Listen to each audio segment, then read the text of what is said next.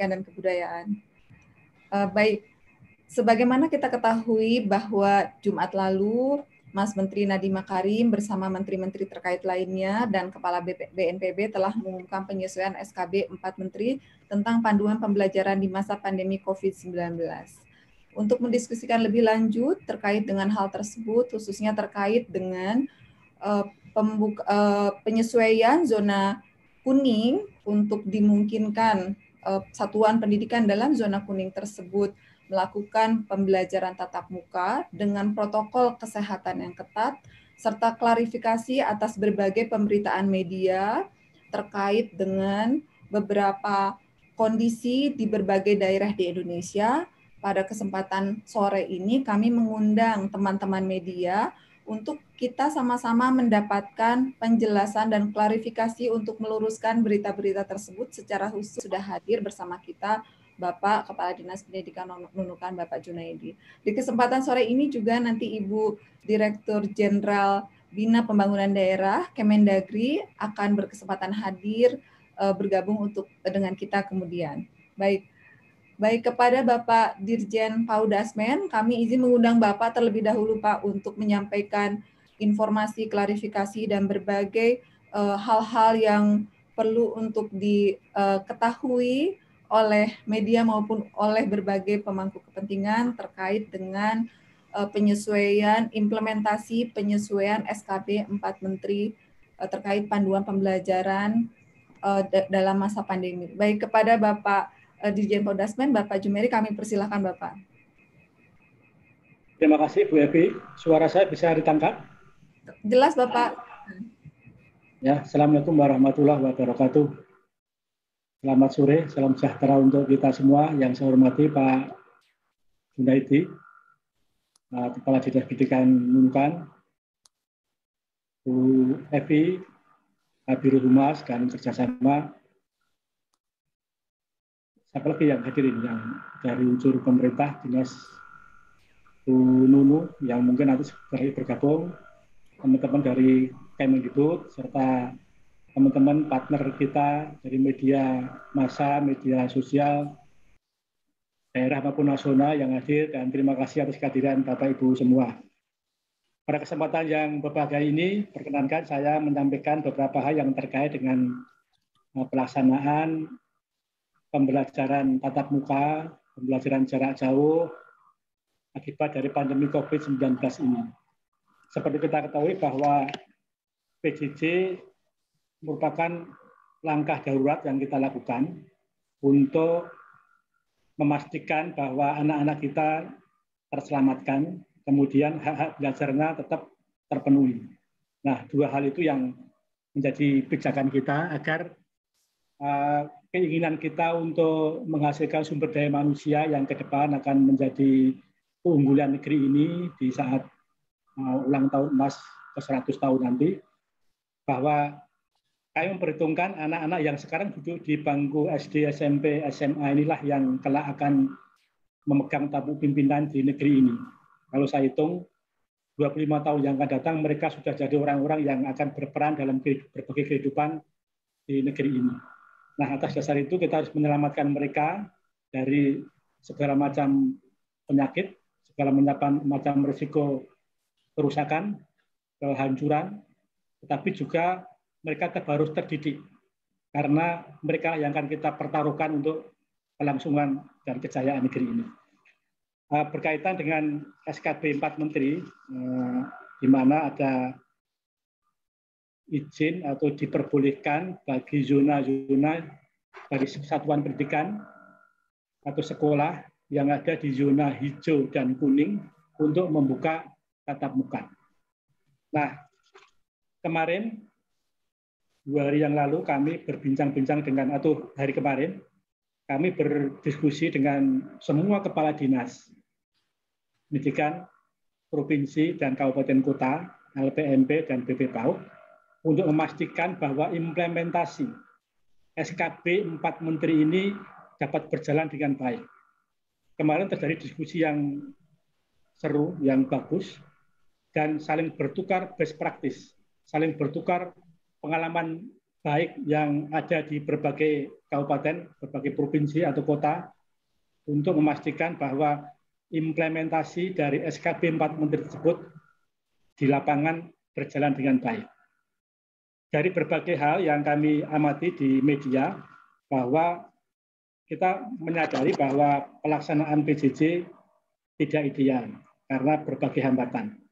Nah, atas dasar itu kemudian juga karena pertimbangan bahwa PJJ jarak jauh ini telah menyebabkan banyaknya peserta didik yang putus sekolah.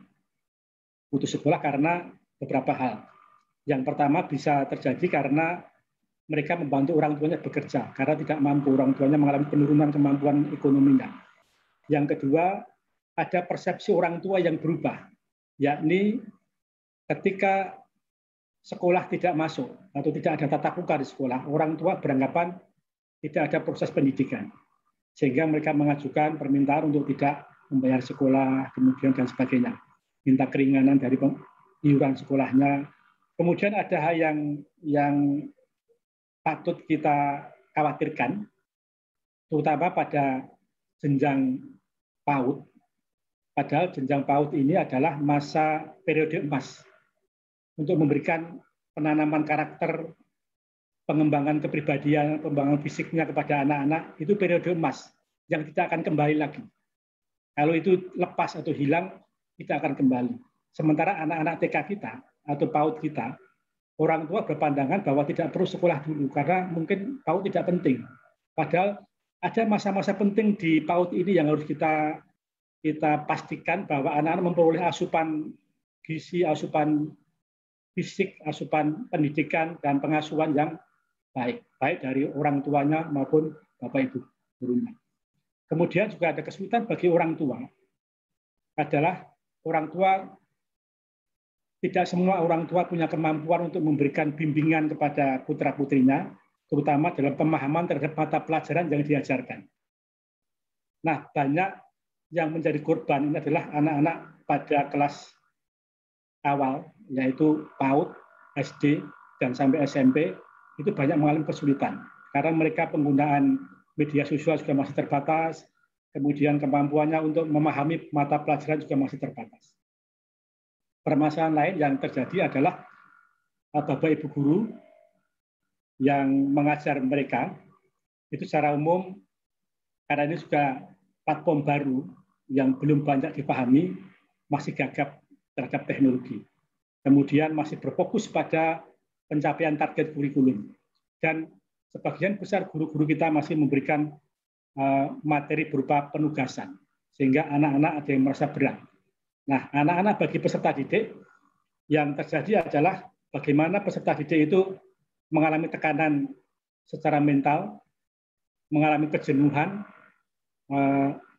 stres juga karena tugas yang banyak, yang beruntun dari bapak ibu gurunya, kemudian juga dia diisolasi dalam jangka yang panjang di dalam ruangan rumahnya, yang kita tahu bahwa tidak semua rumah itu ideal untuk tempat tinggal anak-anak kita.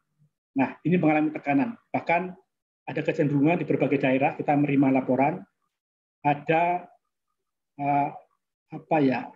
tren pernikahan dini atau mungkin eksploitasi terhadap perempuan dan mungkin kehamilan. Nah, inilah yang hal-hal yang kita terima, kita alami. Nah, kemudian hal penting lagi adalah pada PJJ itu ada kesenjangan hasil belajar antara kelompok yang punya perangkat dan media IT, teknologi IT dengan yang tidak. Yang punya perangkat dan punya akses, punya kesempatan untuk memperoleh pembelajaran yang bagus, dia akan punya kemampuan untuk memperoleh hasil belajar yang tinggi. Sedangkan bagi anak-anak yang mungkin secara sosial ekonomi tidak mampu, mereka mengalami kesenjangan. Artinya disparitas antara peserta didik dalam hal hasil belajar kesenjangannya akan makin jauh. Nah, ini hal-hal yang memprihatinkan kita. Nah, perkembangan dari pembukaan tatap muka yang kami rilis pada hari Jumat yang lalu, tanggal 7 Agustus, ada laporan dari berbagai daerah bahwa akibat dari pembukaan sekolah itu dengan tatap muka telah terjadi klaster-klaster baru. Klaster-klaster baru di dunia pendidikan di mana terjadi korban seolah akibat dari pembukaan zona kuning ini telah menyebabkan kejadian yang masif di lapangan. Dari hasil klarifikasi kami kepada Kepala Dinas Pendidikan setempat, baik kabupaten kota maupun provinsi yang dilaporkan oleh teman-teman, ada kejadian pandemi atau klaster di satuan pendidikan. Nah, yang pertama di Papua, yang paling timur dulu kita disebutkan ada 289 peserta didik yang mengalami terpapar pandemi COVID-19. Nah, ini rupanya perlu kita luruskan bahwa kejadian di Papua ini itu bukan terjadi pada bulan Agustus, tetapi itu akumulasi dari bulan Maret sampai dengan Agustus. Nah, itu jumlah peserta didik atau anak usia 0 sampai 18 tahun yang terpapar COVID-19 dalam kehidupan sehari-harinya, tidak di sekolahnya, bukan di satuan pendidikannya. Yang terjadi untuk anak yang tertular COVID pada satuan pendidikan hanya satu anak, dan itu pun terjadi sebelum proses pembukaan ini. Jadi itu terjadi di dalam kehidupannya di masyarakat karena tertular dari orang tuanya, dari lingkungannya, dan sebagainya. Ini peristiwa Papua. Jadi itu bukan karena kita membuka zona hijau dan zona kuning untuk melaksanakan KBM tatap muka. Kemudian peristiwa lain yang terjadi di Pontianak atau di Balikpapan dulu, ada satu orang guru terpapar positif COVID-19, dan itu ternyata tertular dari tetangganya, dan dia tidak dalam posisi ada di sekolah. Nah, kemudian dia isolasi di rumahnya, tidak melaksanakan kegiatan belajar mengajar, dan di Balikpapan belum dilaksanakan pembukaan tatap muka. Di Papua juga baru diberikan surat dari Kepala Dinas untuk memulai persiapan tatap muka dalam KBM ini. Ini peristiwa Balikpapan. Jadi itu terkena dari tetangganya, bukan dari satuan, bukan sesama guru, begitu. Kemudian peristiwa di Pontianak itu banyak siswa SMA, ada 14 peserta didik dan 8 orang guru di SMA Pontianak itu dinyatakan reaktif COVID-19. Jadi yang terjadi di Pontianak, di Kalimantan Barat ini adalah contoh praktek yang baik dari proses persiapan menghadapi pembukaan tatap muka. Ini Gubernur Kalimantan Barat melakukan swab test terhadap Bapak Ibu guru dan random test terhadap peserta didik. Hasilnya adalah 14 peserta didik reaktif dan 8 guru reaktif. Itu dalam situasi persiapan membuka tatap muka. Artinya sekolah belum beroperasi, sekolah belum membuka tatap muka. Nah, ini contoh yang baik yang bisa kita sebarkan kepada seluruh pemerintah daerah, bahwa pemerintah daerah mengalokasikan anggaran untuk bisa melakukan swab test kepada Bapak Ibu guru di sekolah maupun peserta didik. Nah, setelah diketahui ada siswa maupun peserta didik yang reaktif, maka pembukaan tatap muka di Pontianak ditunda. Nah, sehingga belum sempat dibuka. Ini peristiwa di Pontianak. Ini hasil klarifikasi dari dinas tempat yang sudah kami lakukan sejak tadi malam gitu. Nah, ini contoh yang baik. Artinya kita jadi tahu bahwa ada daerah yang memastikan bahwa protokol kesehatan, prosedur pembukaan satuan pendidikan untuk tatap muka itu ditaati dengan baik. Artinya ini sesuatu yang positif sebenarnya bagi kita. Nah, kemudian peristiwa Tulungagung. Itu ada sebuah SD di daerah agak pedalaman begitu, agak terpencil, dan itu SD-nya belum buka tatap muka ini. Jadi kejadian COVID pada siswa SD di Tulungagung sudah diklarifikasi bahwa siswa tersebut tidak sedang dalam belajar di sekolah. Jadi SD itu karena kesulitan pembelajaran daring, maka siswa dikelompokkan menjadi kelompok-kelompok kecil. Kira-kira 5 peserta didik setiap kelompok, dan gurunya mendatangi peserta didik itu untuk memberikan pelajaran. Nah, ada satu peserta didik yang reaktif, positif COVID itu tertular dari orang tuanya. Mengapa? Karena orang tuanya itu sering traveling atau bepergian ke berbagai daerah karena orang tuanya adalah pedagang kendaraan. Nah, otomatis dia punya kesempatan ke berbagai tempat dan ternyata tertular, kemudian menular ke putra-putrinya, ke anaknya. Nah, kepada 4 siswa yang lain sudah dilakukan isolasi, meskipun mereka dites tidak positif, dia negatif. Ini kejadian di Tulungagung. Nah, ini justru merupakan ekses PJJ yang ternyata negatif. Dan ini kami temukan di Tulungagung. Jadi orang berpandangan bahwa semua PJJ itu aman untuk siswa. Ternyata tidak aman juga. Karena kalau interaksi seperti ini tetap bisa terjadi. Jadi ketika sekolah dibuka atau ditutup, sebenarnya resikonya juga tetap ada. Kita memang juga tidak menutup mata bahwa pasti ada risiko-risiko yang terjadi pada saat terjadi interaksi antar manusia atau dalam hal ini juga antar peserta didik di sebuah satuan pendidikan. Kemudian peristiwa Rembang. Rembang itu terjadi di SMK Negeri 1 Gunem, Kabupaten Rembang. Itu juga di daerah pedalaman. Yang terjadi adalah ada guru-guru yang positif di sebuah sekolah, tetapi justru terjadi ketika KBM juga belum dimulai, karena Jawa Tengah masih belum ada SMK yang membuka layanan tatap muka.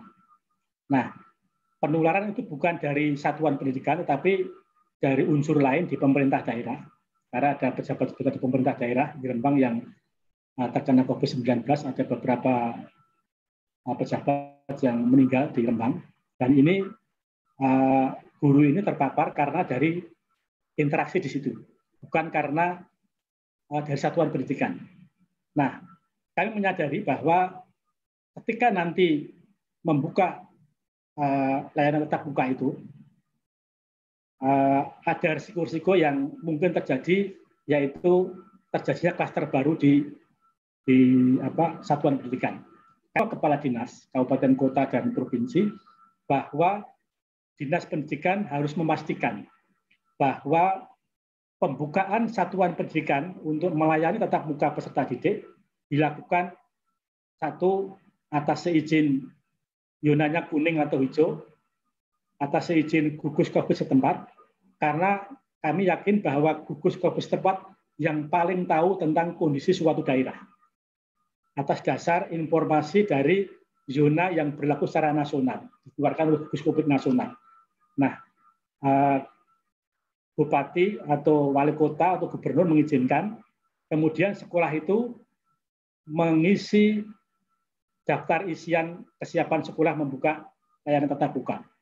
Dan ini kami pastikan betul kepada kepala dinas bahwa kepala dinas tidak boleh hanya sekedar mengeluarkan surat edaran, tetapi meminta kepada semua satuan pendidikan mengajukan izin, kemudian izin itu, permohonan izin itu divalidasi, diverifikasi ke lapangan untuk memastikan bahwa satuan pendidikan tersebut siap melaksanakan layanan tatap muka dengan tetap menjaga protokol kesehatan untuk melindungi guru, peserta didik, dan keluarga sekolahnya. Ini kami sudah tekankan sekali kepada kepala dinas. Sehingga kemudian juga pembukaan secara bertahap, tidak bisa langsung buka biak misalnya 36 peserta didik dalam satu kelas masuk sekaligus dalam satu hari, tapi secara bergelombang. Juga jumlah jam belajarnya tidak sebanyak belajar normal, hanya kira-kira 4 jam. Ini memberi relaksasi, memberi refreshing kepada peserta didik untuk bisa bertemu dengan Bapak Ibu gurunya, berkonsultasi, bisa ada interaksi antara guru dengan siswa, dan kami memastikan bahwa kantin-kantin tidak dibuka dulu sehingga tidak ada kerumunan di kantin rebutan makanan, dan anak-anak diminta membawa makanan dari rumah, bawa minuman dari rumah. Itu yang paling aman. Kemudian kami juga memastikan kepada kepala dinas bahwa apabila ada peserta didik yang karena kesulitan transportasi, jadi orang tua mungkin karena keterbatasan tidak bisa mengantar, maka disarankan anak-anak ini tetap menempuh pembelajaran jarak jauh. Dan sekolah punya kewajiban untuk tetap melayani mereka dalam PJJ. Termasuk apabila ada orang tua yang belum punya kemantapan, belum punya keyakinan melepas anaknya ke sekolah, tetap diizinkan untuk belajar dari rumah. Dan sekolah tetap akan melayani anak-anak yang seperti ini, yang tidak bisa berangkat ke sekolah ini dengan pembelajaran jarak jauh. Ini bagian yang kita tawarkan, bagian dari kemerdekaan dalam memilih pendidikan, dan orang tua yang paling berwenang untuk memastikan apakah putra-putrinya diperbolehkan ikut atau tidak. Termasuk dalam hal ini adalah apabila sekolahnya ada di zona kuning atau hijau, sedangkan peserta didik ini ada di zona merah, maka sebaiknya peserta didik ini tidak berangkat sekolah dulu untuk tatap muka, tetapi tetap melanjutkan belajar dari rumah.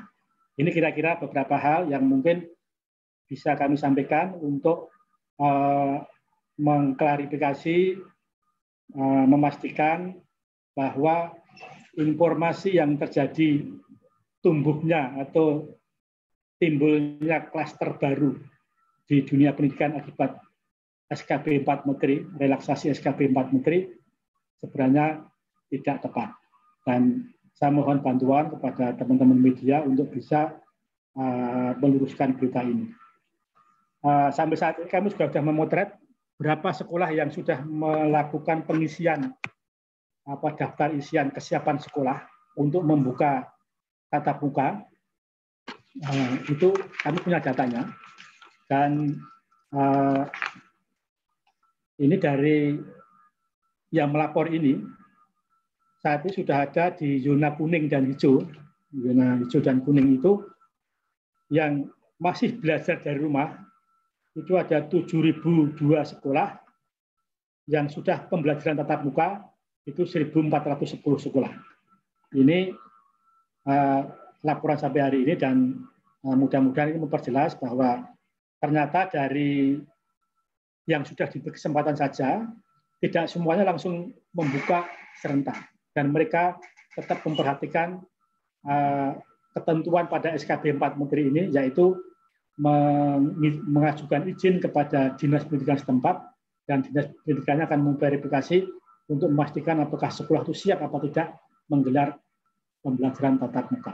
Ini ikhtiar kita untuk bisa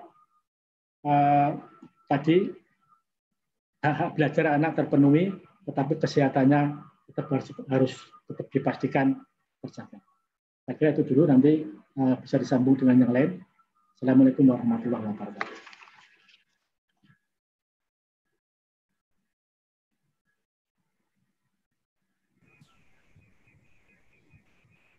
Baik, terima kasih Pak Dirjen Paudasmen, Bapak Jumeris, yang sudah mengklarifikasi dengan begitu sangat jelasnya bahwa pemberitaan yang beredar di beberapa daerah anak-anak terinfeksi ini sudah diklarifikasi oleh Bapak Dirjen Paudasmen berdasarkan data yang valid, yang akurat, yang diperoleh dari Dinas Pendidikan setempat, bahwa kasus tersebut terjadi jauh sebelum penyesuaian SKB, dan infeksi yang terjadi sebenarnya di luar sekolah, bahkan ketika di daerah sekolah-sekolah tersebut belum dibuka di daerah-daerah tersebut.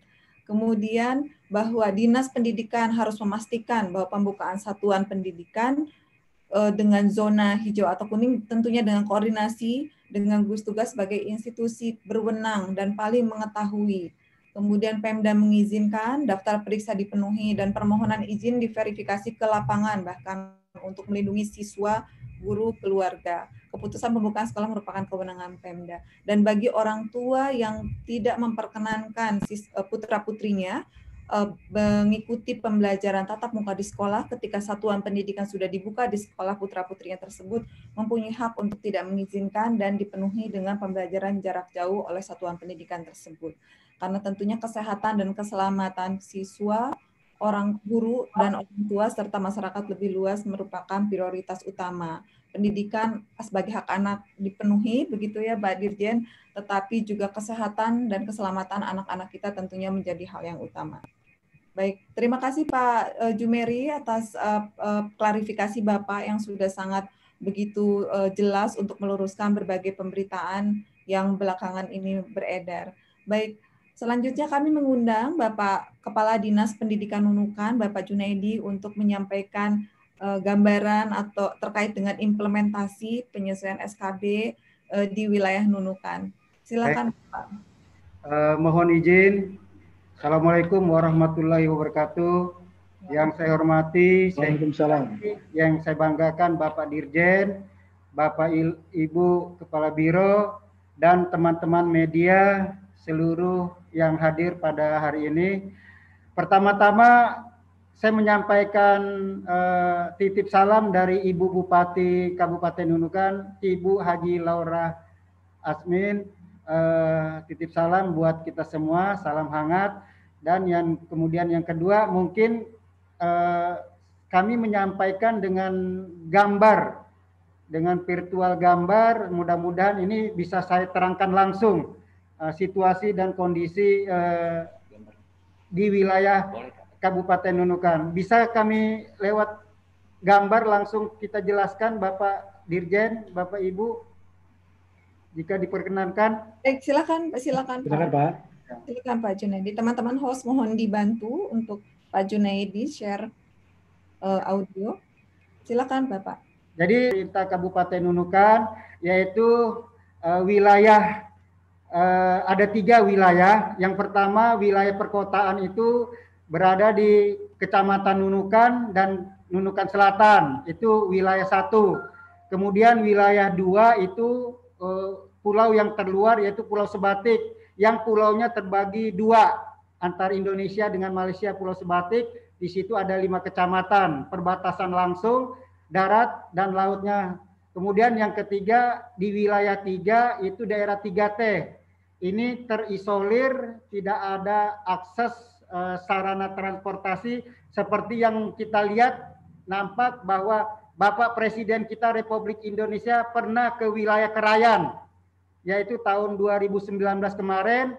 Beliau bersilaturahmi dengan masyarakat di daerah pedalaman Kecamatan Krayan, dan ini terdiri dari 5 kecamatan. Dan ini juga perbatasan langsung dengan Malaysia. Di sini Kecamatan Krayan ini hampir sebagian besar kebutuhan sembakonya itu berada dari pihak datang dari Malaysia. Kemudian pemerintah kabupaten juga dengan rasa peduli mengirimkan subsidi kebutuhan 9 bahan pokok dan juga termasuk ongkos angkut bagi masyarakat yang ada di situ. Karena Kecamatan Krayan yang dikunjungi Bapak Presiden Jokowi ini tidak ada akses transportasi darat maupun sungai atau laut, tetapi hanya lewat udara, dan ini juga kapasitasnya sangat terbatas. Nah, ini bersama Pak Menteri, nampak lihat Menteri BUMN dan Menteri Pak Sekretaris Negara dan lain sebagainya juga. Ini adalah patok perbatasan Indonesia Malaysia yang ada di Krayan. Nah, ini juga rombongan Pak Presiden bersama para menterinya. Nah, di samping itu kegiatan kami monitoring proyek kegiatan sarana prasarana yang ada di wilayah Dapil 3. Ya, wilayah di Dapil 3 ini sumber dananya bersumber dari ada DID. Karena pemerintah Kabupaten Nunukan 5 tahun berturut-turut mendapat WTP. Dengan dana ini kami membangunkan beberapa proyek fasilitas sarana fisik untuk pembangunan sekolah yang ada di kecamatan daerah perbatasan 3T, terisolir, pedalaman, dan terjauh. Nah, kami mampir di pos perbatasan di daerah Dapil 3 yang ada di Kecamatan Simanggaris. Nah ini Bapak Ibu salah satu yang penuh tantangan, tapi dengan semangat para guru mengabdi, mereka melaksanakan jemput bola, belajar, mengantarkan pelajarannya ke rumah-rumah sekolah. Nah, akses jalan tidak ada, paksa ditempuh dengan sungai. Bersama saya selaku kepala dinas ikut turun langsung meninjau pelaksanaan luring di rumah masing-masing peserta didik bersama guru-guru dengan memakai kendaraan transportasi sungai, yaitu perahu. Nah, ini salah satu yang kendala kita kalau di Kabupaten Nunukan tidak masalah yang ada di perkotaan. Pelajaran BDR cukup di rumah karena akses internet sudah ada memadai. Namun kalau di daerah 3T, jalanan yang sulit, tidak ada transportasi,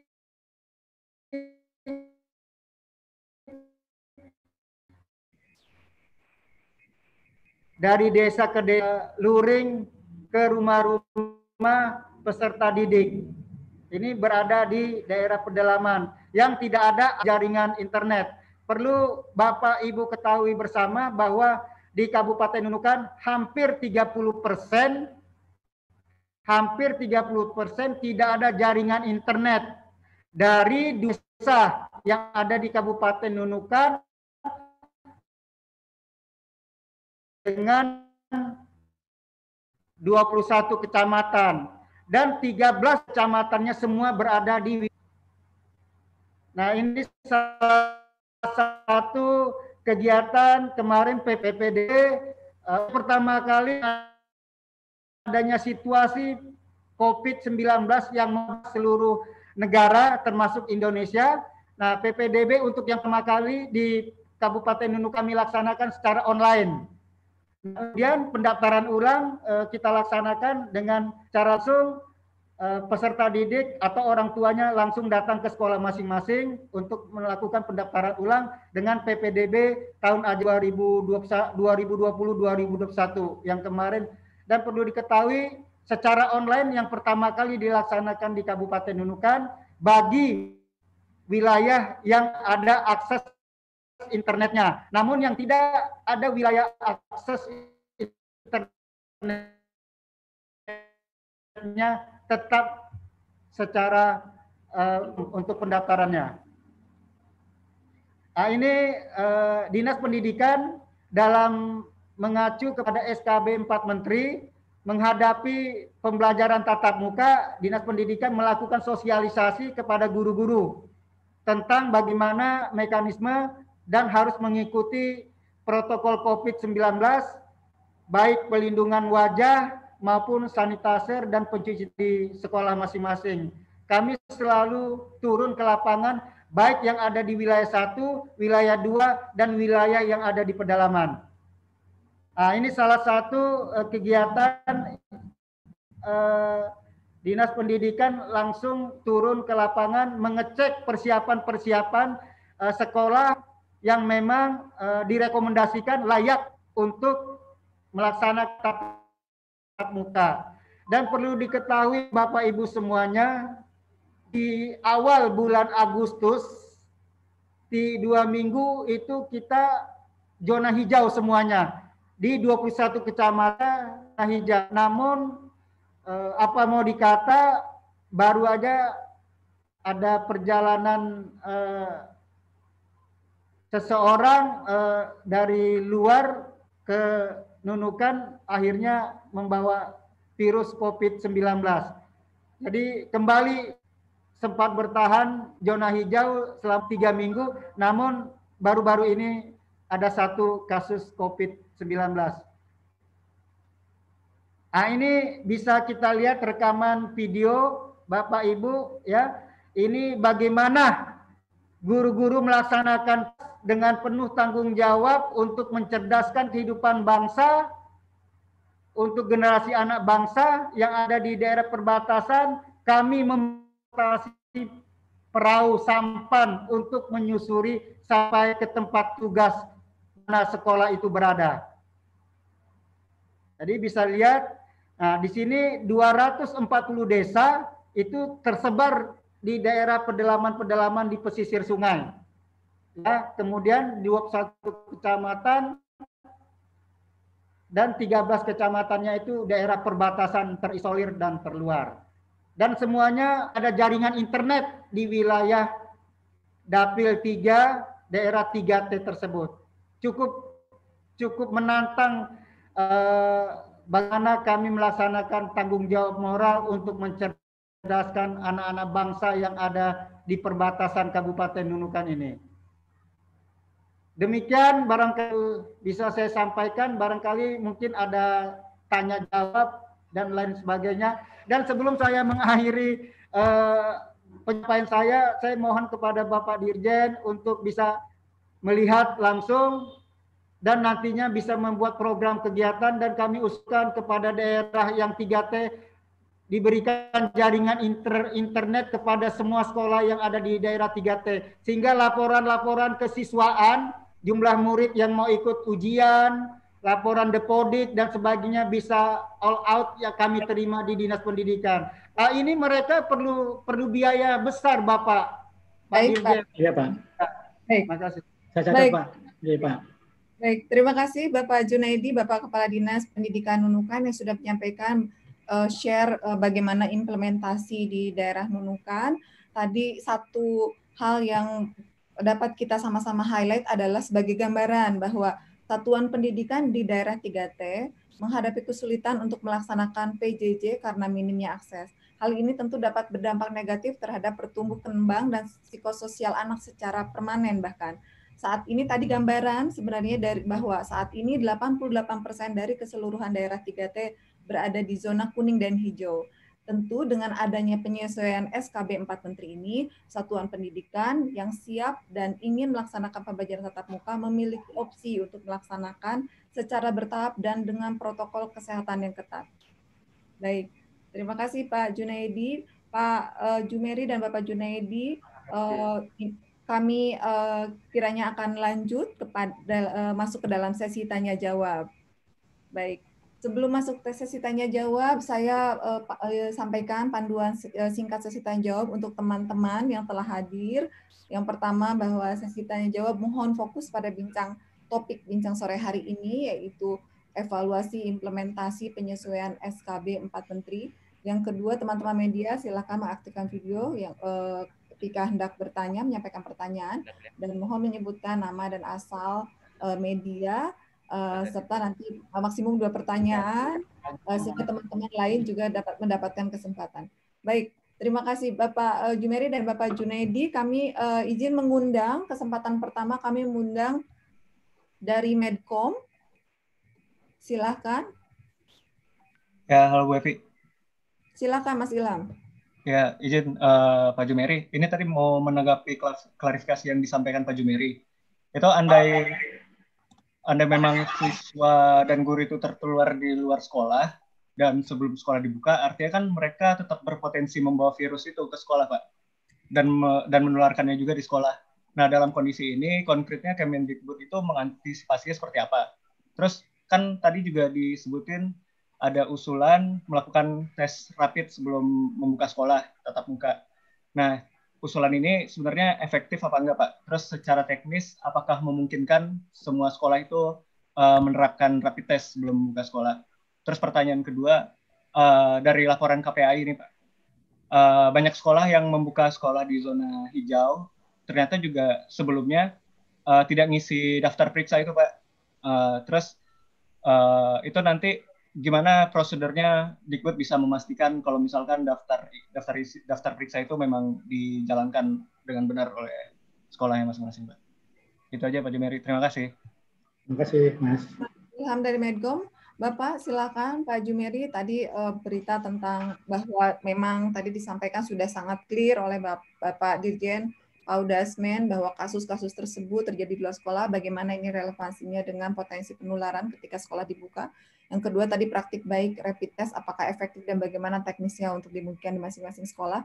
Dan bagaimana dengan sekolah yang tidak memenuhi daftar periksa. Silakan Bapak. Jadi terima kasih, ini Pak Gilang dari Medcom.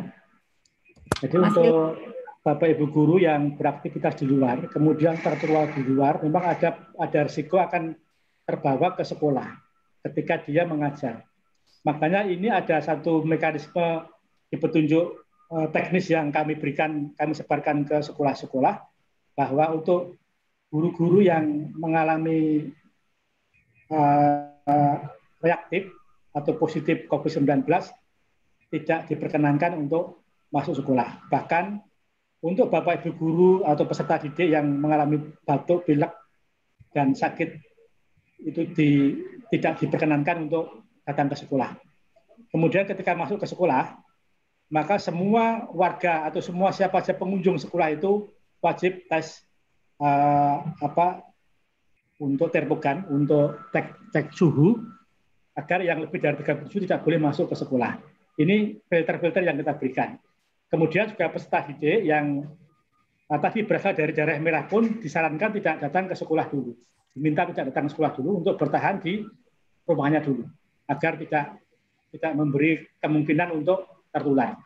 Memang ini tidak bisa 100%, kami mengakui bahwa yang hanya scan saja, kemarin di penumpang pesawat sudah di-scan saja, masih ada yang brojol. Dan ini memang bagian dari risiko yang harus kita waspadai, karenanya kami juga meminta kepada Dinas Pendidikan untuk berkoordinasi dengan puskesmas, rumah sakit, atau layanan kesehatan terdekat dengan sekolah itu untuk bisa membantu apabila ada kejadian-kejadian seperti itu. Kepada sekolah juga diminta menyediakan ruang untuk isolasi apabila ada anak yang mungkin mengalami sakit. Sambil di sekolah panas badannya tinggi atau batuk pilek, maka dia diisolasi di ruang tersebut. Kemudian tentang swab. Swab ini tanggung jawab dari pemerintah daerah untuk memastikan wilayahnya tidak mengalami penularan yang masif. Jadi banyak tadi sebagai contoh, pemerintah Kalimantan Barat di Pontianak itu mengalokasikan dana untuk swab bagi Bapak Ibu guru dan peserta didiknya. Ini contoh yang baik. Dan kami akan mencoba untuk bisa memastikan atau menyampaikan kepada best practice ini kepada dinas-dinas yang lain, di wilayah lain untuk bisa kabupaten yang lain, provinsi yang lain, kota yang lain untuk bisa melakukan hal yang sama. Mas Gilang.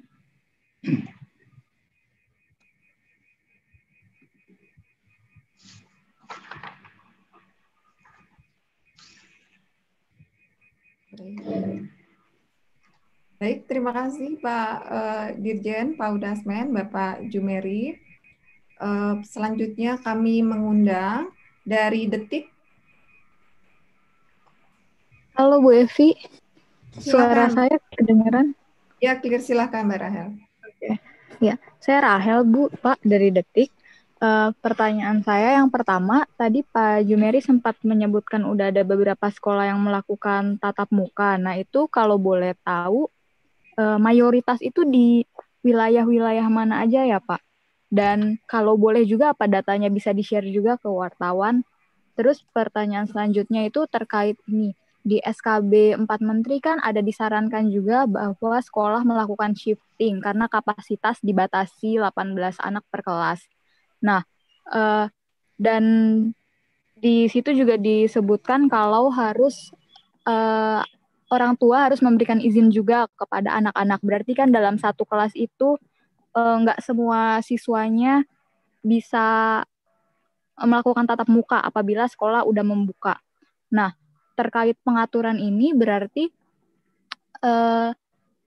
guru atau sekolah tersebut harus double gitu dong Pak. Mereka harus mengadakan pembelajaran luring dan juga mengadakan pembelajaran daring. Dan kalau sekolah itu mengadakan pembelajaran luring, berarti mereka juga luringnya harus 2 kali karena ada shifting dan ada rotasi.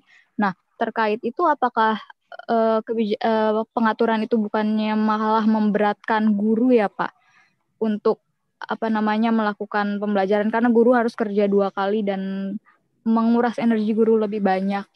Nah, izin juga Bu, mungkin terkait ini pelaporan mahasiswa UNES ke Komnas HAM, itu tanggapan dari Kemendikbud gimana ya? Apakah udah ada respon? Bahwa kita bicara ini ya sore ini dengan topik implementasi penyesuaian SKB 4 Menteri ya.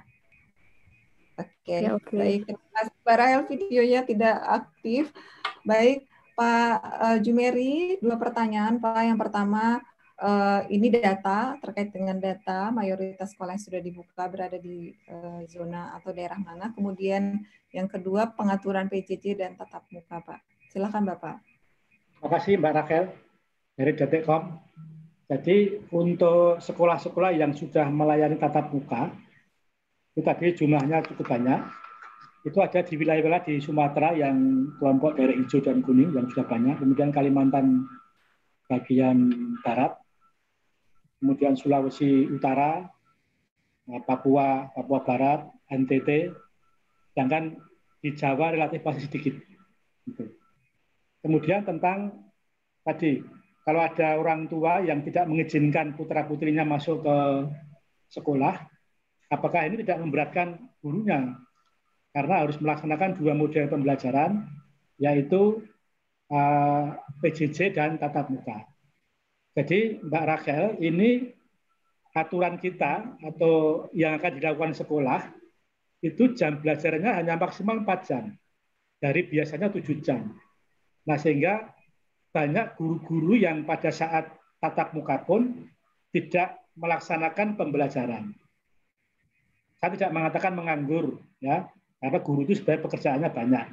Nah, sekolah akan melakukan pembagian atas peran guru itu. Ada guru yang menghadapi peserta didiknya di kelas untuk tatap muka. Ada guru-guru yang bisa ditugaskan untuk melayani pembelajaran anak-anak yang masih belum diizinkan atau belum memungkinkan berangkat ke sekolah karena berbagai hal. Bisa jadi karena tadi zona merah atau masih tidak sehat badannya atau tidak diizinkan orang tuanya, itu dimungkinkan. Dan guru tidak akan kena beban yang berat karena seperti biasa kan guru itu 37 jam per minggu. Nah, kalau jam 12 siswa sudah dipulangkan, otomatis pasti hanya sedikit jumlah guru pada setiap hari yang bisa mengajar tatap muka. Dan yang lain bisa ditugaskan tadi untuk melayani pembelajaran jarak jauh. Itu, Mbak. Baik, terima kasih Pak Jumeri atas penjelasan Bapak. Selanjutnya masih ada beberapa Pak Jumeri dan Pak Junaidi, teman-teman media yang hendak bertanya. Selanjutnya dari CNN, silakan Mbak Fei untuk mengaktifkan video dan menyampaikan pertanyaannya. Selamat sore Bu, Pak. Izin dengan Fei dari CNN Indonesia. Maaf ya Pak, agak gelap videonya. Yang ingin ditanyakan tentang 2 pertanyaan Pak. Tadi yang terkait klarifikasi Kemdikbud soal kasus corona di sekolah. Itu kan yang disebutkan baru 3 ya Pak. Pontianak, Tulung Agung, Papua, sama satu lagi tadi ada saya agak lupa. Tapi ada beberapa data yang belum sudah ya. Kenapa Pak? Balikpapan sudah kita sebutkan juga tadi. Ada 5 tadi. Iya. Nah, terus terkait beberapa yang belum disebutkan seperti misalnya Ketapang, Tegal, Cilegon, Sumedang, Maluku Utara. Semua data ini apakah sudah dikonfirmasi juga Pak? Detailnya mungkin ada di kolom chat. Tadi saya lihat disampaikan CNN TV. Atau mungkin bisa disebutkan berapa jumlah siswa atau guru positif corona yang sudah dicatat Kemdikbud meskipun penyebarannya tidak di dalam satuan pendidikan. Terus yang kedua, ingin menanyakan terkait salah satu kasus di Seluma Bengkulu, Pak. Itu sekolahnya membuka sekolah pada zona hijau, jadi pembelajarannya tetap muka. Tapi hari Senin kemarin, guru mendapat kabar kalau wilayahnya sudah zona merah. Nah, tapi pembelajaran tetap berlangsung tatap muka karena satuan gugus tugas daerahnya hingga kini belum menginstruksikan sekolah ditutup. Kalau dilihat di situs COVID itu Seluma udah masuk zona orange, Pak. Nah, berarti kalau saya lihat mungkin ada kebingungan di lapangan atau penindakan yang kurang cepat dari pemerintah daerah. Nah, terkait kasus ini, sejumlah pihak juga ada yang bilang kalau zonasi itu kurang tepat menjadi tolak ukur pembukaan sekolah, karena kan perubahan zonasi itu bisa dalam hitungan hari, hitungan jam. Nah, dari Kemdikbud sendiri akan mengevaluasi tolak ukur zona nggak sih Pak dalam pembukaan sekolah jika jadinya seperti ini, jadi tidak cepat penanganannya begitu Pak. Terima kasih banyak Pak. Baik, terima kasih Mbak. Bapak. Mbak V dari CNN. Jadi ini untuk kasus di Tegal itu sudah kita klarifikasi, sudah ada penanganan, anak-anaknya sudah kita di swab dan diisolasi. Kemudian di Cilegon juga sudah ditutup sekolahnya. Tentang di Seluma Bengkulu ada zona yang dinamis. Jadi memang ini sudah kita antisipasi dalam SKP ini, bahwa apabila ada perubahan status zona, maka otomatis daerah itu akan ditutup. Sekolah itu akan ditutup kembali. Jadi kalau ada satu kejadian klaster atau penularan di sebuah sekolah, satuan pendidikan, maka dia ditutup. Kemudian apabila ada perubahan status sebuah wilayah yang ditetapkan oleh gugus COVID nasional, maka itu ditutup. Nah, kemarin kami sudah bicara dengan semua kepala dinas. Insya Allah setelah hari kemarin, semua dinas-dinas pendidikan akan melakukan langkah yang sama untuk menutup sekolah itu apabila ada perubahan status zonanya. Dari hijau menjadi oranye atau menjadi merah. Nah, kemudian apakah Kemendikbud akan mengevaluasi kriteria zona ini dalam penetapan sekolah? Kami tidak akan melakukan hal ini karena ketentuan tentang zona itu kewenangan gugus COVID nasional. Nah, daerah itu adalah merilis atau memakai dasar ketentuan gugus COVID nasional. Nah, kami merelaksasi untuk pulau-pulau dalam sebuah kabupaten yang terisolir, yang jauh dari keramaian atau mungkin punya status khusus. Nah, pulau-pulau ini meskipun kabupatennya mungkin merah, tapi kalau pulau itu ada dalam situasi yang hijau, tidak ada penularan, resikonya kecil, maka dia boleh membuka tatap muka, KPM tatap muka. Ini yang kita relaksasi, kita beri dispensasi adalah untuk pulau-pulau. Sedangkan kecamatan-kecamatan yang ada dalam satu wilayah daratan yang sama, itu belum kita izinkan kalau zonanya masih oranye atau merah. Gitu.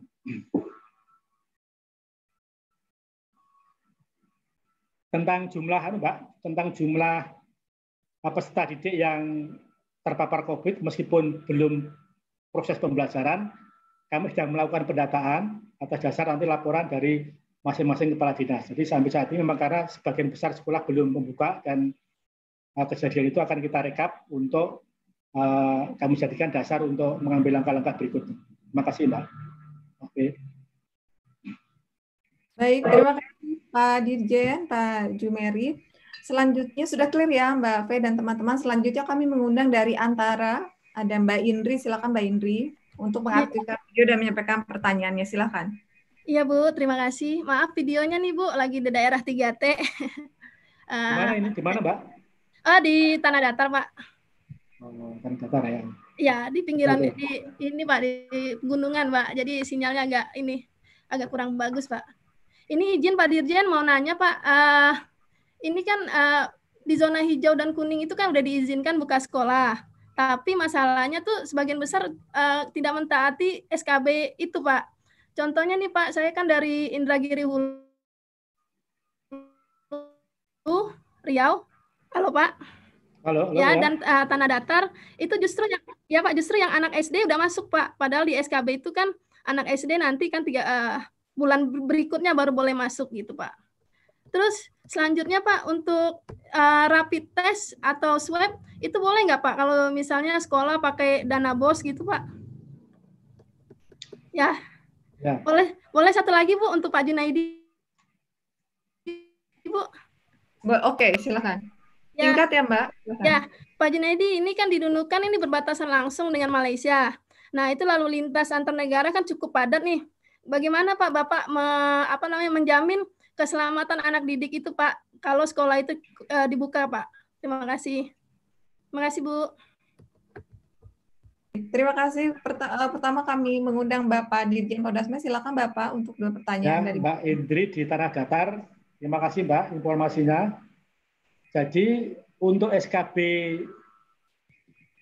4 Menteri yang diteken tanggal 7 kemarin, itu memasukkan SD pada tahap pertama, Mbak. Jadi kalau yang dulu SD dan TK itu belakangan, tetapi yang SKB kemarin itu SD, SMP, MTS, MI, SMA, SMK, MA itu diizinkan membuka secara serentak jika sudah berada pada zona hijau dan kuning. Tentang penggunaan dana BOS untuk rapid test, itu dimungkinkan sepanjang dananya ada. Jadi ini kepala sekolah yang akan menentukan, karena saya tahu bahwa tidak semua sekolah punya persediaan dana BOS yang cukup untuk bisa melakukan rapid test. Gitu. Diperbolehkan, diizinkan. Baik, terima kasih Pak Jumeri. Pak Junaidi, silakan Bapak satu pertanyaan terkait tadi lintas negara. Ini karena kondisinya lintas negara, perbatasan dengan negara tetangga, bagaimana cara memastikan bahwa atau mengantisipasi hal-hal terkait dengan kesehatan warga pendidikan. Silakan Pak Junaidi.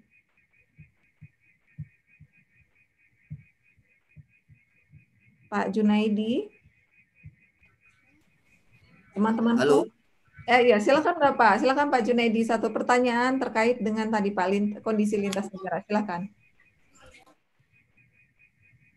Masih di mute Pak Junaidi, mohon untuk unmute. Ya, silakan Pak. Halo. Silakan Pak Junaidi. Ya, pertanyaan yang cukup bagus sehingga bisa masyarakat bisa mendengarkan semua, dan teman-teman di media juga mengetahui bahwa memang Kabupaten Nunukan ini jalur transportasi sebelum COVID ini lancar. Namun dengan adanya wabah COVID-19 ini, Malaysia dengan Indonesia itu tidak ada arus balik pelintas batas. Ya, jadi Malaysia itu tidak menginginkan ada pelintas batas yang seperti tahun-tahun sebelumnya yang tidak ada COVID. Nah, cuma pengiriman tenaga kerja saja, namun itu pun juga diperiksa dengan tim COVID-19 dari pemerintah Kabupaten Nunukan. Jadi mereka hanya sampai di pelabuhan saja, kemudian dikarantina dan dilakukan rapid test dengan tim COVID-19 dari pemerintah Kabupaten Nunukan, dan tidak sampai ke itu mereka langsung ke kapalnya masing-masing. Jadi untuk pelintas batas sehari-hari tidak ada. Jadi baik pemerintah Malaysia dan dari kita Kabupaten Nunukan tidak membuka jalur pelintas batas. Demikian, makasih. Baik, terima kasih Pak Junaidi. Oke, Mbak Indri, clear ya. Mbak Indri dari Antara tadi penjelasan yang sudah clear dari Pak Dirjen Prodasmes, Pak Jumeri, dan Bapak Junaidi, Kepala Dinas Pendidikan Nunukan. Selanjutnya masih ada beberapa teman-teman media yang ingin menyampaikan pertanyaan dari Republika. Silahkan. Selamat sore. Sore Mbak Ina, silakan. Ya, udah masuk ya. Pertanyaan saya soal bagaimana Kemendikbud benar-benar memastikan bahwa kan daerah-daerah itu melaporkan kesiapannya juga ke Kemendikbud. Bagaimana Kemendikbud benar-benar memastikan kalau kajian yang dilakukan daerah itu benar-benar mendalam terkait kesiapan pembukaan sekolah itu. Lalu yang kedua, jika ada yang melanggar SKB, sebelumnya kan ada 79 yang melanggar yang SKB yang sebelum direvisi. Apakah jika ada pelanggaran lagi akan ada langkah tertentu dari Kemendikbud atau bagaimana begitu? Terima kasih. Baik, terima kasih Mbak Ines.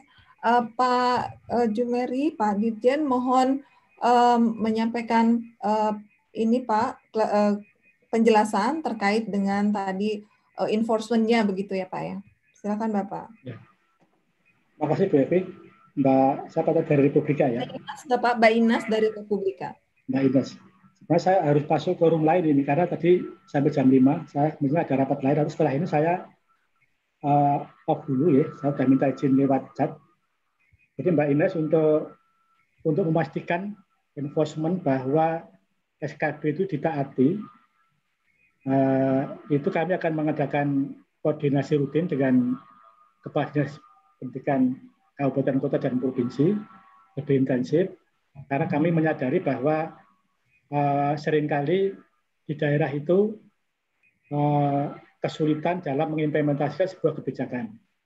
Nah, makanya kita sering mempertemukan, seperti hari ini kita mengundang Pak Junaidi dari Nunukan ini adalah dalam rangka untuk bisa membeberkan praktek baiknya di Nunukan, supaya ini bisa ditiru oleh kepala dinas di daerah yang lain.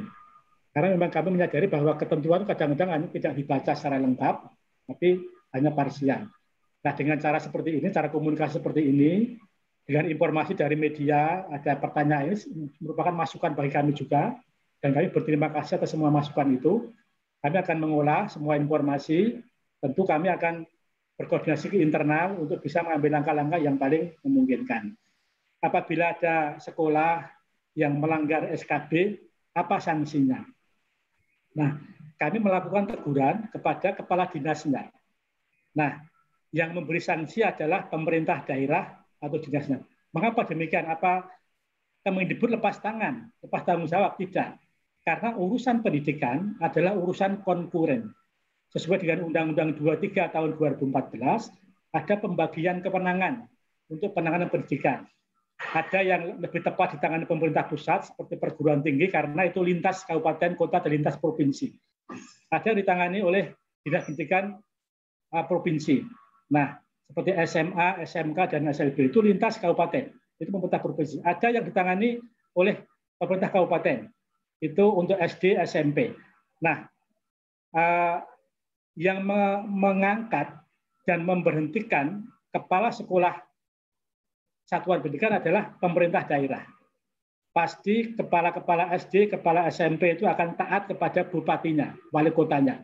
Sedangkan kepala SMA, SMK itu akan taat dengan gubernurnya atau mungkin ketua yayasannya.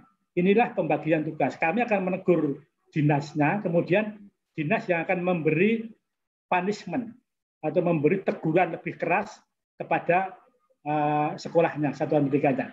Kalau yang negur kami nggak punya kekuatan untuk bisa memberhentikan kepala sekolah, nggak bisa. Yang bisa adalah pemerintah daerah. Inilah pembagian tugas konkuren. Nah, apa pemerintah pusat hanya lepas tangan? Tidak.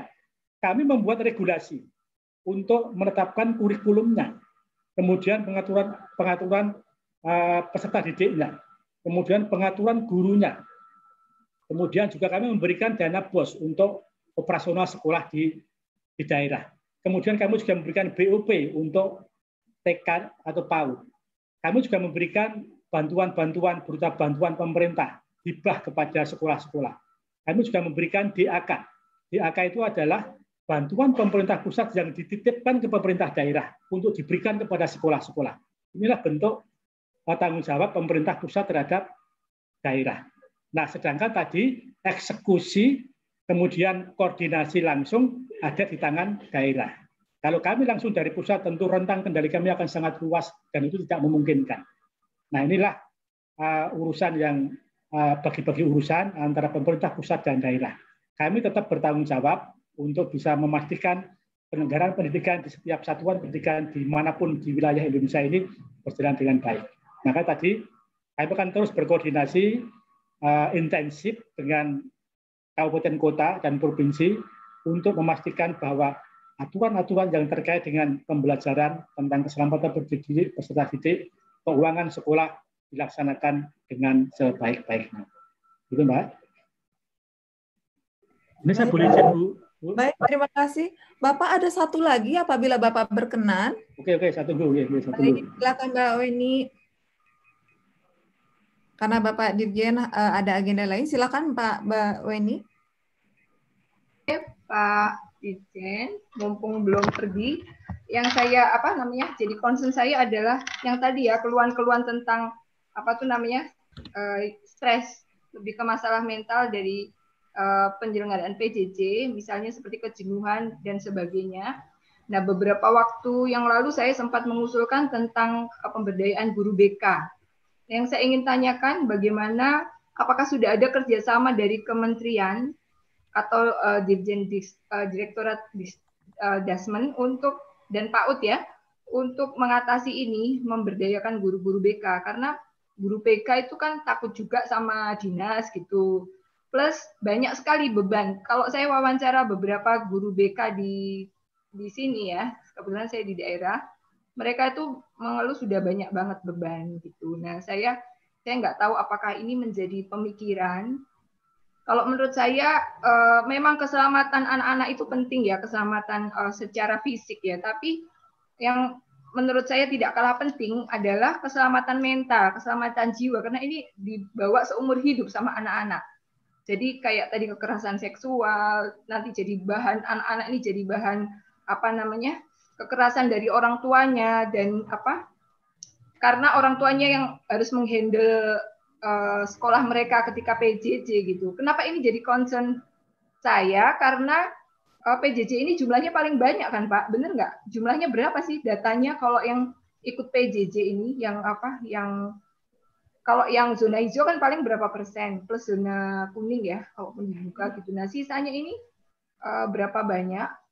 Nah, itu saja sebenarnya. Ada dua sih pertanyaan. Yang satunya untuk Pak Zunaidi, soal kunjungan itu loh, guru BK juga ada yang mengeluhkan di sini untuk kunjungan, bukan hanya guru BK ya, sekolah, untuk dana kunjungan itu kalau dari bos kadang-kadang ya itu mengambil sebagian itu ya, alokasi dana gitu. Jadi mereka apakah ada kerjasama dengan pemerintah daerah atau dinas untuk mengatasi persoalan transportasi. Nah, yang saya tanyakan ke Pak Dirjen ya, apakah ada kerjasama soal optimalisasi tadi, karena ternyata pemerintah pusat tadi udah bikin dak segala macam itu ya, yang seperti dijelaskan Pak Dirjen. Nah, dari Pak Junaidi sendiri, saya pengen tahu tuh, ada nggak sih masalah kalau guru kunjung itu soal pendanaannya, terus ada kerjasama nggak antara sekolah sama yang itu tadi, pemerintah daerah gitu, apakah sulit apa enggak? Terus yang ketiga, itu aja usul aja deh, itu undang dinas-dinas seperti ini bagus banget, Bu Evi. Kalau bisa 3 atau 4 atau 5 gitu sekali pertemuan, jadi biar kita bisa bantu mereka, kontrol mereka gitu. Baik Mbak Weni, terima kasih. Pak Dirjen mohon berkenan untuk singkat menyampaikan Bapak, karena kami paham Bapak ada agenda yang lain. Bapak. Terima kasih Mbak Weni. Jadi guru BK itu perannya penting.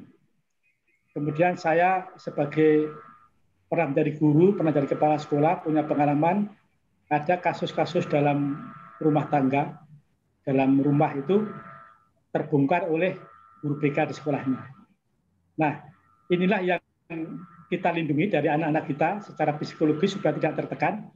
Karena kalau dia di rumah terus, maka kejadian-kejadian di rumah itu tidak pernah terdeteksi. Sedangkan kalau guru BK mengambil peran di dalam PJJ ini tentu sangat terbatas.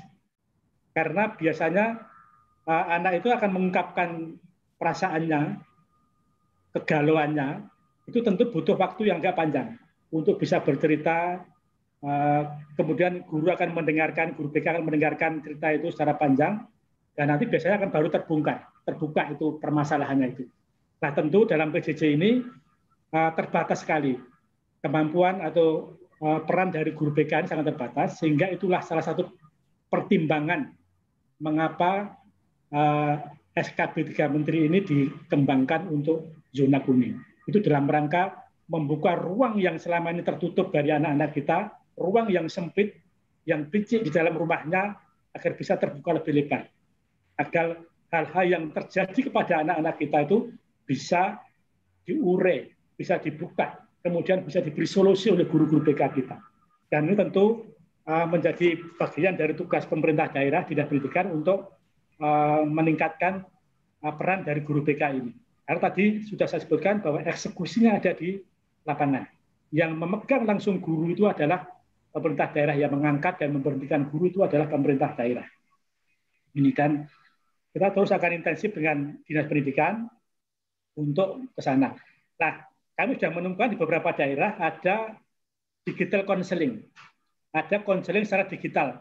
Itu diinisiasi oleh kelompok guru BK, musyawarah guru bimbingan karir, itu membuka semacam di Jawa Tengah itu ada semacam digital counseling. Nah, saat itu murid mungkin akan datang kepada guru itu malu karena kelihatan orang lain, dia bisa mengadukan permasalahannya lewat digital. Nah, nanti guru BK-nya itu bisa berkolaborasi dengan teman-teman yang lain.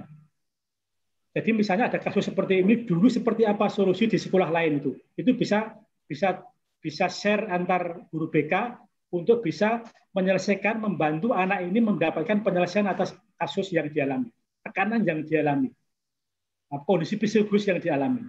Ini digital counseling.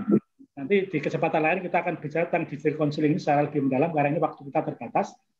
Ucapan terima kasih. Baik, terima kasih Bapak Dirjen. Bapak, kami persilakan kiranya Bapak hendak melanjutkan. Saya mohon pamit. Terima kasih Bapak Ibu dari media, Pak Junaidi, Bu Epi. Terima kasih. Assalamualaikum. Waalaikumsalam warahmatullahi wabarakatuh. Terima kasih Bapak. Baik, kita lanjutkan dengan Pak Junaidi. Tadi ada pertanyaan dari Mbak Weni terkait implementasinya. Silakan Pak Junaidi. Terima kasih Mbak Weni. Pertanyaan salah buat Mbak Weni. Baik, pertanyaannya masalah anggaran kegiatan kunjungan kepala dinas beserta jajarannya ke monitoring kegiatan sosialisasi baik yang di wilayah 1 perkotaan, wilayah 2 yang ada di perbatasan, dan wilayah 3 yang ada di perbatasan taman itu semuanya menggunakan anggaran Dinas Pendidikan dan Kabupaten sendiri.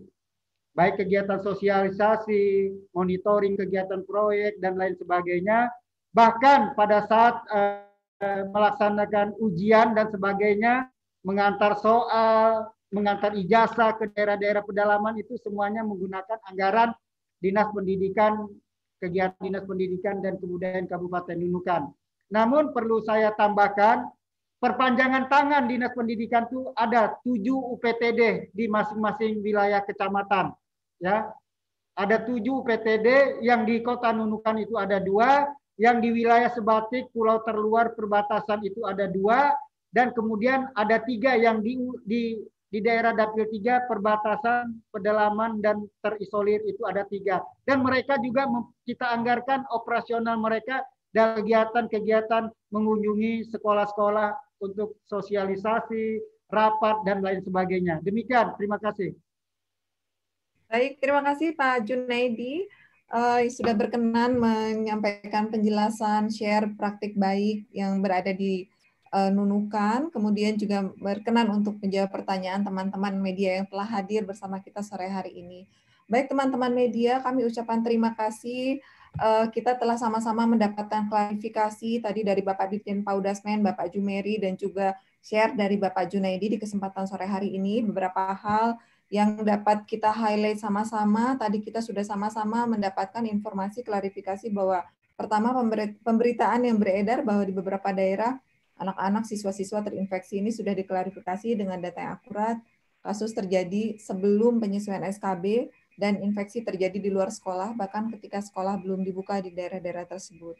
Selanjutnya beberapa hal yang dapat kita highlight juga adalah bahwa protokol kesehatan yang ketat ini yang sama-sama kita perlu highlight bahwa walaupun berada di zona hijau dan kuning, satuan pendidikan tidak dapat melakukan pembelajaran tatap muka tanpa adanya persetujuan Pemda, kepala sekolah dengan memenuhi protokol kesehatan yang ketat, adanya persetujuan komite sekolah, dan walaupun kemudian sekolah sudah melakukan pembelajaran tatap muka, persyaratan terakhir adalah persetujuan dari orang tua untuk peserta didik. Jika orang tua tidak setuju, maka peserta didik tetap belajar dari rumah dan tidak dapat dipaksa. Kemudian keputusan buka tutup sekolah atau satuan pendidikan ini merupakan kewenangan Pemda dan juga sekolah. Nah, pada akhirnya di sekolah. Selanjutnya yang dapat kita simpulkan juga salah satunya adalah bahwa jika satuan pendidikan dalam kondisi tidak aman atau tingkat risiko daerah berubah, maka pemerintah daerah wajib menutup kembali satuan pendidikan. Tadi berbagai caranya bagaimana, tadi Pak Dirjen Pak Udasman juga sudah menyampaikan, implementasi dan evaluasi pembelajaran tatap muka adalah tanggung jawab pemerintah daerah yang didukung oleh pemerintah pusat, Dinas Pendidikan, Dinas Kesehatan Provinsi, bersama dengan Kepala Satuan Pendidikan wajib berkoordinasi terus dengan Satuan Tugas Percepatan Penanganan COVID-19 yang sebagai institusi berwenang dan paling mengetahui kondisi di setiap zona. Kemudian keputusan, sekali lagi bahwa keputusan pembukaan dan penutupan satuan pendidikan berada di daerah dan sekolah, enforcement atau penegakan juga berada di pemerintah daerah, pembagian kewenangan pemerintah daerah, pusat dan daerah sesuai dengan Undang-Undang 23 2014 tentang pemerintah daerah. Tentunya koordinasi pusat dengan pemerintah daerah ini terus berjalan secara intensif dan pemerintah daerah punya kewenangan untuk penegakan. Baik, kiranya bincang sore kita pada sore hari ini dapat memberikan klarifikasi untuk kita semua. Kami ucapkan terima kasih kepada teman-teman media atas kerjasama yang sangat baik. Mari kita sama-sama cek dan recheck serta klarifikasi terlebih dahulu data atau informasi sehingga kita semua dapat memberikan pemberitaan yang tepat dan akurat bagi masyarakat. Sekali lagi terima kasih Pak Junaidi dan terima kasih teman-teman media yang telah berkenan hadir pada sore hari ini. Mohon maaf informasi dari Ibu Dirjen Bina Pembangunan Daerah Kemendagri, beliau masih beragenda rapat dengan Bapak Mendagri. Baik, terima kasih. Sekiranya teman-teman media masih mempunyai pertanyaan yang hendak disampaikan, nanti kita akan silakan disampaikan kepada kami di Biro Kerjasama dan Hubungan Masyarakat Kementerian Pendidikan dan Kebudayaan untuk kita dapat diskusikan lebih lanjut. Baik, sampai jumpa di bincang sore berikutnya. Terima kasih Pak Junaidi, sehat-sehat teman-teman di Nunukan Bapak. Teman-teman media juga sehat-sehat selalu. Terima kasih. Assalamualaikum warahmatullahi wabarakatuh. Terima kasih doanya. Terima kasih. Terima kasih Pak. Terima kasih teman-teman. Terima kasih. Terima kasih.